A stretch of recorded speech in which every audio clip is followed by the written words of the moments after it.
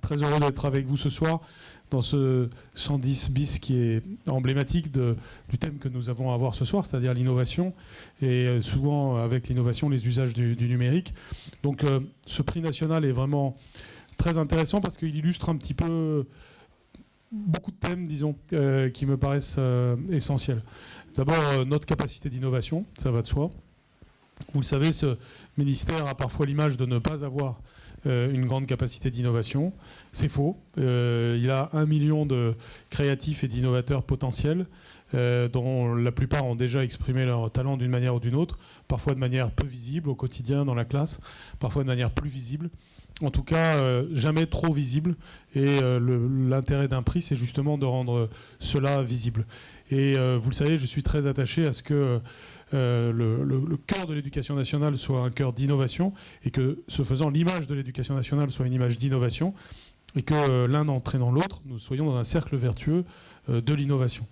Alors, jamais je n'ai sauté sur ma chaise en disant innovation, innovation, et en estimant que c'était l'alpha et l'oméga de ce qu'il y avait à dire et à faire. Il arrive parfois que moi-même, j'ai l'image d'être attaché à certaines choses qui sont anciennes, voire éternelles. C'est parce qu'à mes yeux, il ne faut jamais opposer le passé et le futur, les racines et les ailes, ce qui ancre nos élèves et c'est qui les fait se développer. Au contraire, plus on a fait du grec ancien, meilleur on sera en programmation numérique. Plus on a du sens logique cultivé dans les mathématiques, plus on se sentira à l'aise dans cette société ultra technologique dans laquelle nous sommes entrés. Il faut évidemment entrer de plein pied dans cette société, ne pas la refuser, se l'approprier, mais se l'approprier en étant un être humain solide sur ses deux pieds, capable de savoir ce que c'est que la nature, la culture, le sport, tout en étant branché sur les dernières innovations numériques. C'est ces enfants-là, ces adolescents-là que nous voulons préparer, et c'est le but de l'école. Et ceci passe et par la pédagogie et par la gestion. Et c'est aussi un des points très importants de ce prix, c'est qu'en réalité, il contribue à mettre le projecteur sur l'abolition d'une cloison dont nous n'avons pas besoin. Nous sommes d'ailleurs dans un lieu où on a abattu beaucoup de cloisons, ce qui a permis de découvrir de belles choses. C'est d'ailleurs encore magnifique illustration du point précédent, de l'alliance entre tradition et modernité et de l'abattage des cloisons. Parce que la cloison entre gestion et pédagogie est une cloison inutile. C'est un petit peu ce que l'on retrouve dans d'autres domaines, comme dans la santé, comme notamment dans la santé et l'éducation. C'est-à-dire on ne doit certainement pas opposer les acteurs de la gestion aux acteurs de la pédagogie, parce que les premiers sont au service de ce qui se passe de positif de la part des seconds, mais les seconds sont aussi en appui de ce qui se passe de positif de la part des premiers. Et là aussi dans un cercle vertueux. Et de ce point de vue-là, les innovations en matière de gestion sont évidemment au service de ce qui va se passer de positif pour la pédagogie. Soit parce que ça va permettre de libérer du temps, soit parce que ça va permettre de mieux affecter les ressources, soit parce que ça va permettre de prédire des choses. Et aujourd'hui, l'ensemble des techniques que l'on peut développer, je pense beaucoup à l'intelligence artificielle, vont évidemment être au service d'une organisation de nos moyens beaucoup plus efficace pour tout simplement la pédagogie et l'éducation. Donc on va le voir dans un instant au travers de la remise des prix, mais je voudrais quand même remercier tous ceux qui sont les acteurs de cette dynamique, que ce soit les CARDI, parce qu'ils sont en charge de l'innovation dans chacune des académies, en lien avec le DRDIE de la DGESCO, que ce soit les DAN en lien ici avec la direction du numérique, que ce soit les ateliers Canopé, en lien avec Canopé évidemment, mais avec l'ensemble des rectorats, que ce soit tous ceux qui sont désormais l'écosystème, si je puis dire, du 110 bis. Tous ces éléments-là sont reliés entre eux. Tout récemment, nous étions dans ce même lieu avec les membres du Conseil scientifique de l'éducation nationale et avec différents ensembles de l'éducation nationale que je viens de citer. Et ici même, nous avions une réflexion sur notre capacité, là encore, à abattre des cloisons, c'est-à-dire à travailler dans le cadre d'une intelligence collective au service de la réussite des élèves.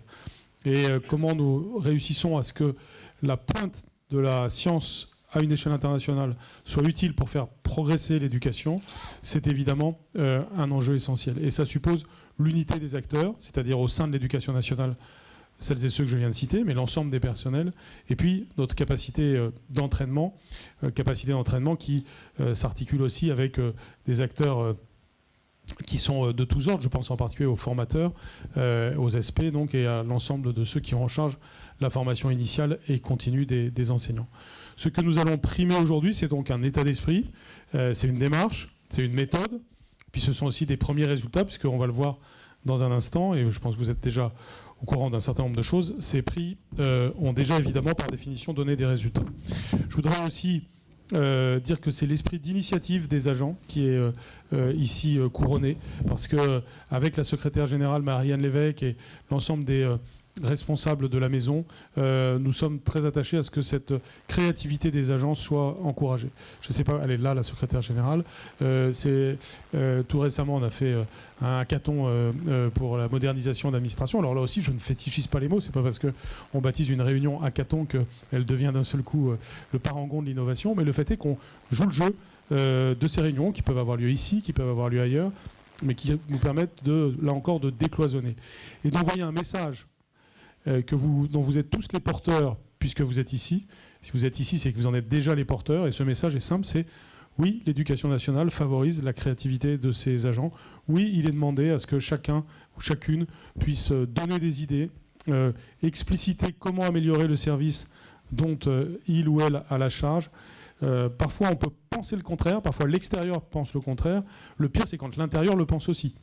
Quand on est à son bureau et qu'on se dit « je sais exactement ce qui permettrait d'améliorer les choses, mais je ne vais pas le dire parce que tout le monde s'en fiche ». Ça, c'est évidemment ce qu'on ne veut pas. Ça peut arriver dans toute structure, et si quelqu'un le pense, on doit l'amener à arrêter de le penser par des choses concrètes, comme les prix que nous allons donner aujourd'hui, mais aussi par notre manière d'être au quotidien, notre manière tout simplement de travailler collectivement. La notion d'intelligence collective est vraiment un mot-clé, je pense, de l'histoire humaine, a fortiori au XXIe siècle.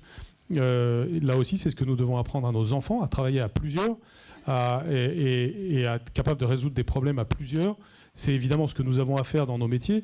Je crois que c'est peut-être le premier du talent attendu de chacun. Être capable de travailler à plusieurs et être capable de trouver des solutions collectives, être capable aussi de faire progresser par l'échange, par la capacité aussi à proposer des choses. Donc cet état d'esprit, nous voulons encore une fois l'insuffler au maximum, et ce prix est une des très belles occasions de le faire. Il y a eu 350 agents qui ont participé à cette 5e édition du prix. 300 projets ont été proposés parmi les 20 académies qui ont choisi d'organiser le prix. Et cette année, 18 projets ont été primés au niveau académique et au niveau de l'administration centrale. Je remercie donc évidemment chaque équipe, parce que ces projets sont évidemment tous intéressants et utiles à l'administration. Donc même ceux qui n'ont pas été primés, en réalité, sont déjà arrivés à un stade de maturité tout à fait intéressant. Je pense que cette dimension de l'action de l'administration dépasse notre seule maison, notre seul système scolaire, et dépasse notre seul pays. Nous pouvons avoir de l'ambition pour la France en matière éducative. Le président de la République utilise l'expression, pour parler de nous, pour parler de la France, de puissance éducative. Autrement dit, de porter une ambition qui est non seulement de renforcer notre niveau, d'élever le niveau général des élèves et ce faisant d'améliorer la justice sociale, mais aussi d'avoir des éléments de rayonnement vers l'extérieur. Lorsqu'on fait le dédoublement des CP et des CE1, ça intéresse d'autres pays que le nôtre. Lorsqu'on fait la réforme du lycée, on est dans des logiques qui sont aussi de nature internationale. Quand on crée la discipline sciences informatiques et numériques, on fait quelque chose qui, évidemment, rayonne au-delà de la France.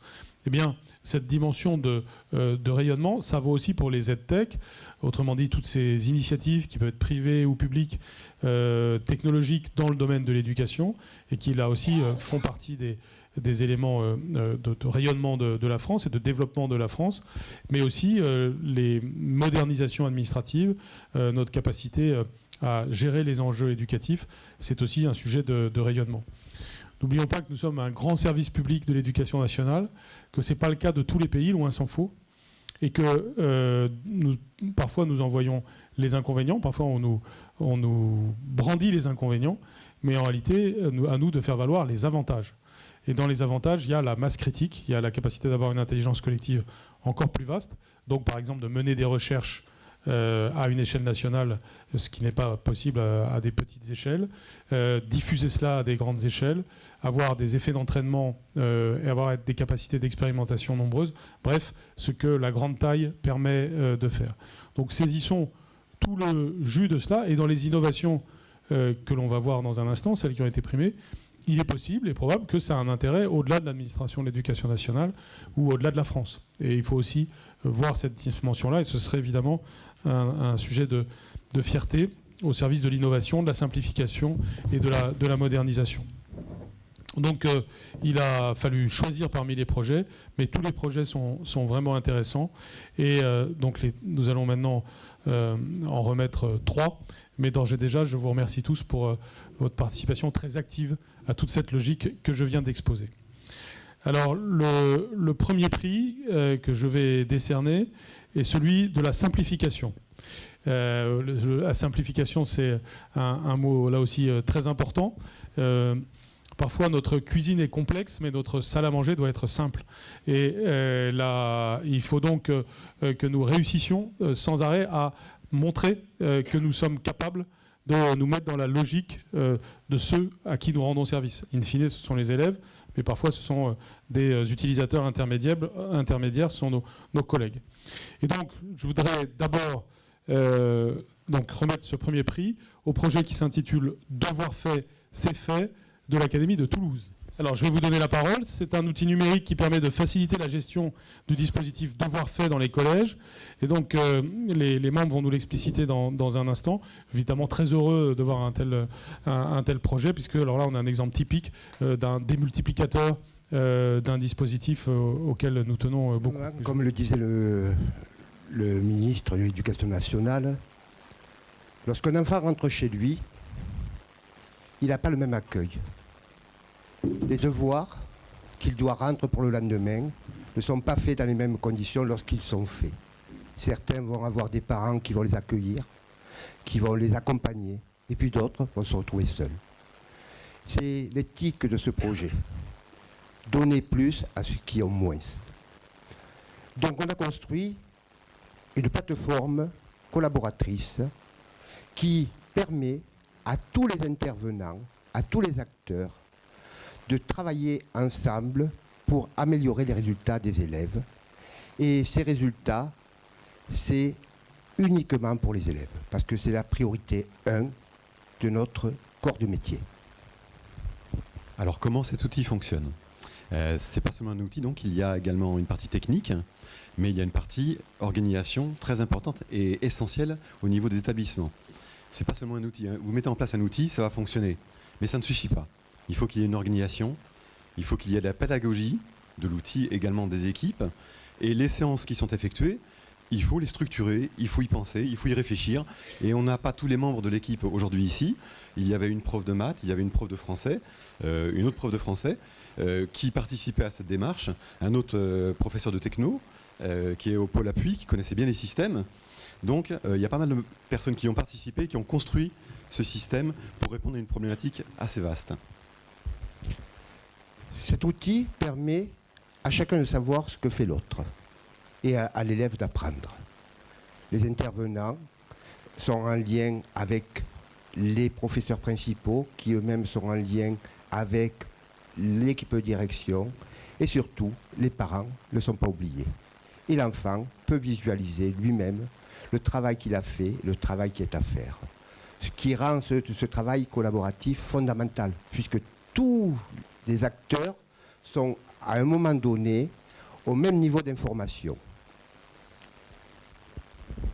Alors, quoi ajouter de plus ? On l'a testé, on l'a installé donc sur le collège Olympe de Gouges à Montauban. Il a fonctionné pendant toute la saison 2017-2018. Il est rentré en fonctionnement à partir de novembre. Et déjà, les premiers effets se sont fait sentir. Les AED, en termes de les assistants d'éducation, ont fait un peu le même job que certains professeurs. Donc, il y a eu un rapprochement entre ces AED qui ne sont pas souvent aussi bien considérés que les professeurs. Donc, ça s'est rapproché. Et puis, les élèves ont quelquefois mieux connu les professeurs, du fait qu'ils étaient encadrés par un professeur pour un petit groupe de 4-5. Voilà. Et donc, c'est les apports immédiats du produit. Pour conclure, ce qui est important, c'est que on réunit une communauté autour d'une mission, autour de l'élève.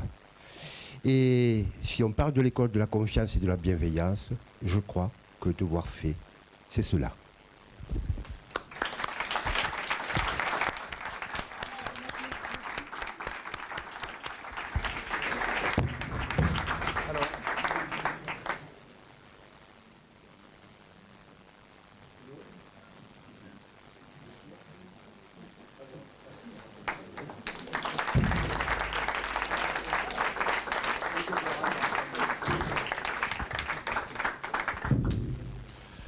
Vraiment, c'est une magnifique illustration de tout ce qu'on peut souhaiter, puisque on voit la substantifique moelle du dispositif au travers de l'outil, et l'outil permet de magnifier ce qui est recherché.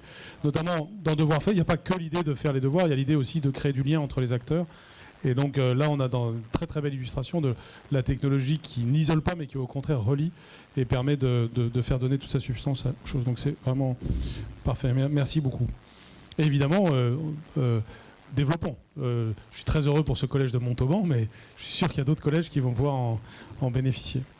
Je remets à présent le prix du projet innovant au projet Bac Analytics de l'Académie de Nancy-Metz. Le projet consiste en un algorithme prédictif des choix que feront les candidats admis au second groupe d'épreuves du baccalauréat général et technologique à partir des résultats obtenus aux épreuves du premier groupe.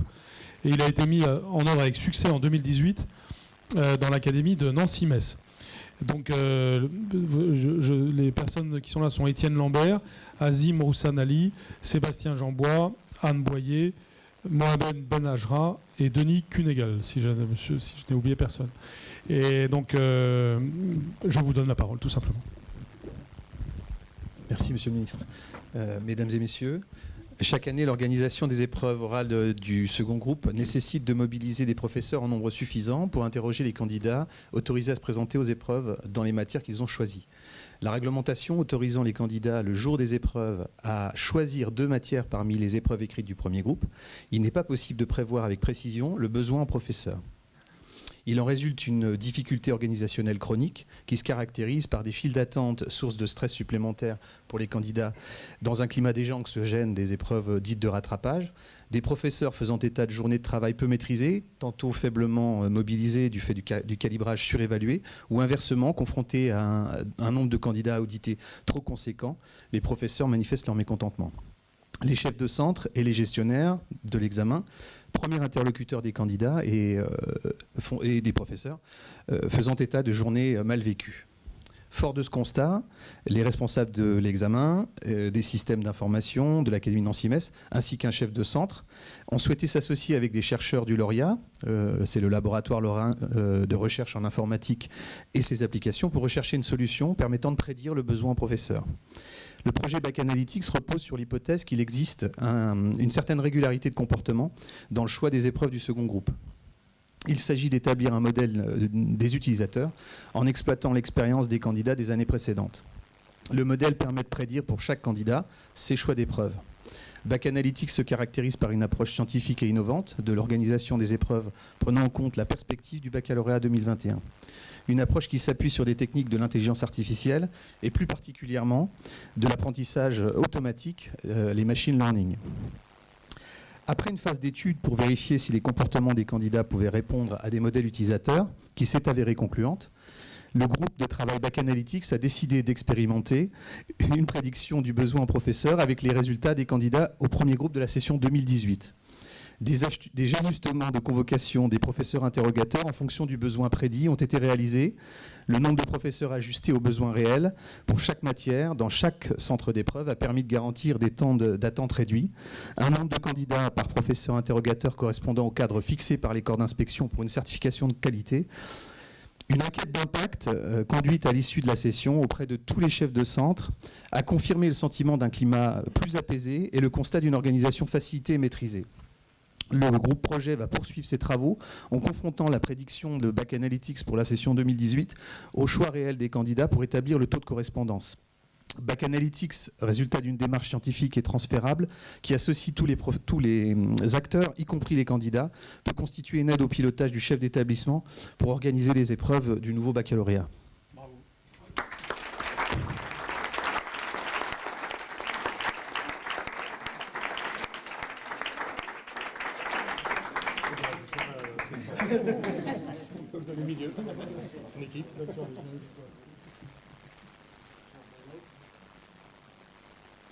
C'est vraiment très appréciable d'abord de voir la dimension ultra pragmatique de votre démarche. C'est-à-dire qu'il y a vraiment une logique de service. Il y a un problème et vous essayez d'apporter une solution et c'est vraiment très, très, très important. Ensuite, on voit bien qu'il y a quand même quelque chose d'extrêmement important dans ce que vous avez fait. C'est les logiques prédictives et qui sont un peu à leur début dans notre civilisation. Et là, on voit les aspects positifs de cette dimension prédictive et elle peut être utilisée très, très fortement dans notre système scolaire. Là, vous l'avez appliqué à un sujet très concret et avec une utilité immédiate pour tout le monde, et c'est merveilleux.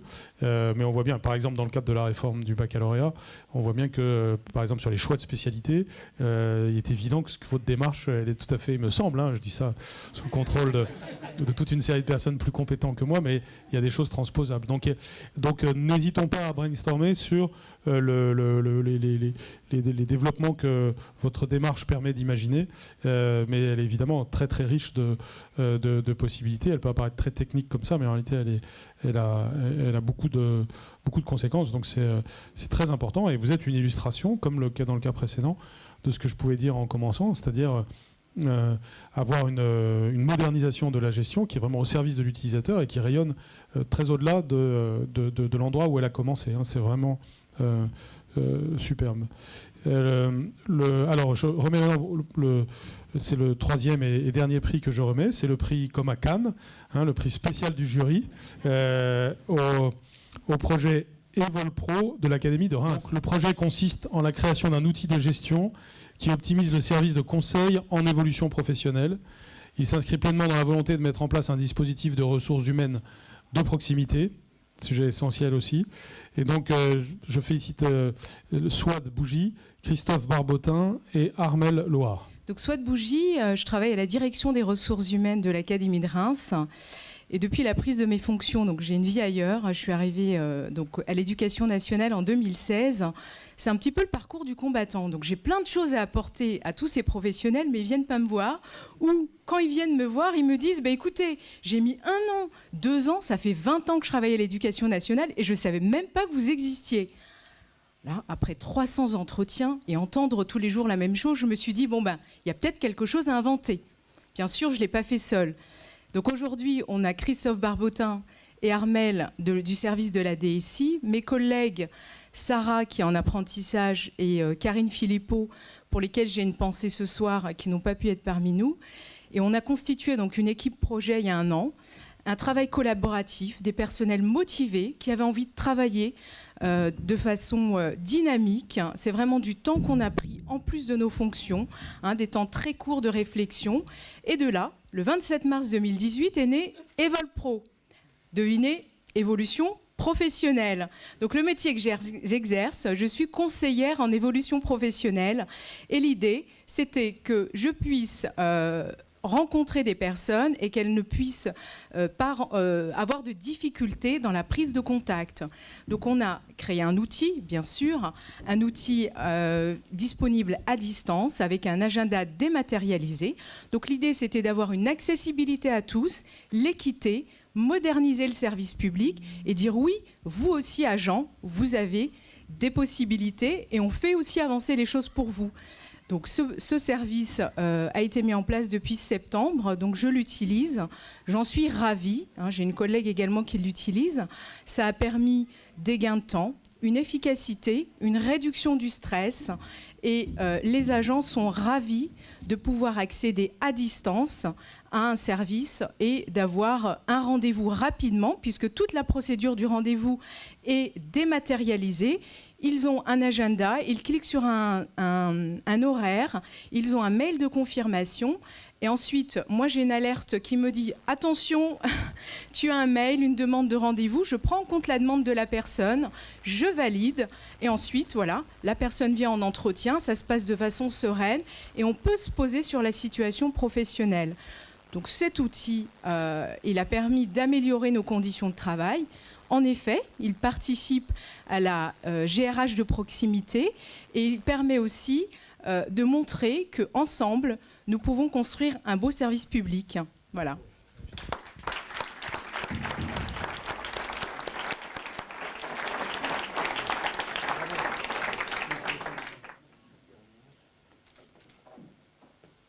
De nouveau, un petit commentaire, si vous le permettez. Je suis vraiment très, très impressionné des 3 projets que j'ai vus. Sur celui-ci, là aussi, c'est aussi, comme dans les 2 premiers cas, un appui à des transformations souhaitées par ailleurs.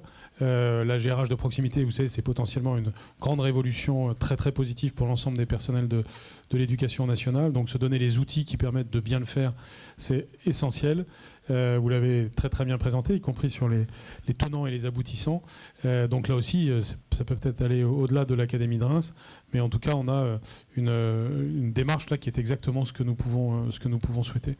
Et à chaque fois, dans les 3 cas, c'est comment la machine est au service de l'homme. Hein, c'est pas l'homme au service de la machine, c'est la machine au service de l'homme. C'est patent dans les 3 cas. Donc je voudrais vraiment de nouveau vous remercier tous. Nous sommes le ministère de l'idéal, nous sommes le ministère de l'humain. Et au service de cet idéal et de l'humain, il y a le progrès scientifique et technique. Et c'est ce que vous avez magnifiquement illustré.